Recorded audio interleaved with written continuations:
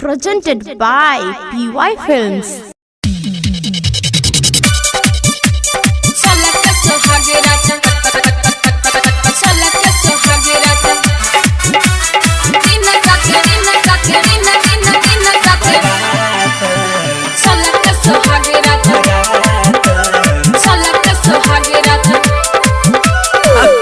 ही शादी तू कौन भी अखलोर के बन जे भी कनिया तू दोसरा के घर के करे छो ही शादी तू कौन भी अखलोर के बन जे भी कनिया तू दोसरा के घर के तोरा पतोरा टेंट लगई छौ आई तो कहिया बारात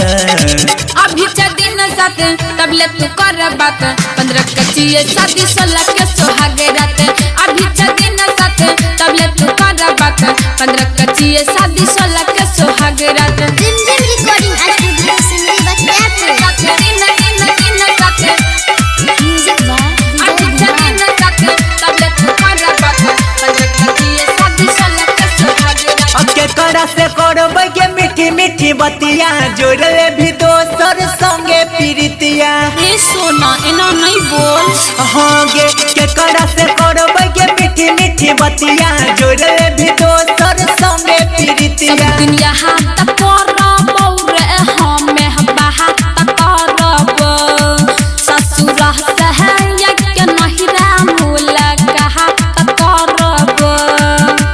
दोसरा नाम में मेहदी रचाई के छोड़ दे भिसा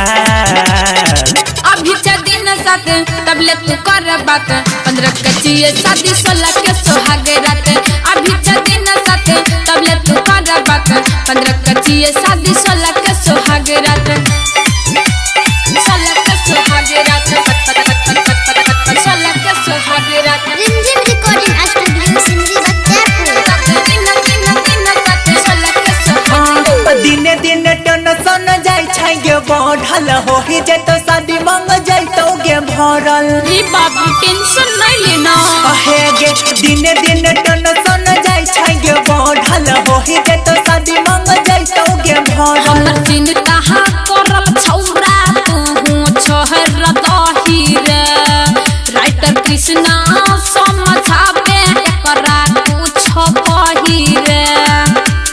अमर यही के छोड़ी के चंदा देवी दोसर के हाथ अभी दिन साथ तबले तू कर बात 15 कचिए शादी 16 के सोहागे रात अभी दिन साथ तबले तू कर बात 15 कचिए शादी 16 के सोहागे रात करे छो ही शादी तू कौन भी अखलोर के बन जे भी कनिया तू दोसरा के घर के तोरा पतोरा टेंट लगई छौ आई तो कहिया बारात